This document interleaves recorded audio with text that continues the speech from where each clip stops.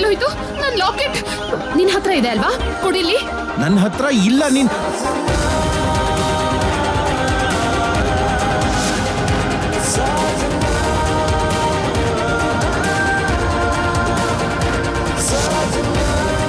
ಬಹುಶಃ ನನ್ನ ಮಾತು ನಿನಗೆ ನಂಬಕ್ಕಾಗದೇ ಇರ್ಬೋದು. ಒಂದಲ್ಲ ಒಂದ್ ದಿನ ನಿನಗೆ ಸತ್ಯ ಗೊತ್ತಾಗೇ ಆಗುತ್ತೆ. ಆಗ ಇದ್ರ ಅವಶ್ಯಕತೆ ನಿನಗೆ ಬರಬಹುದು.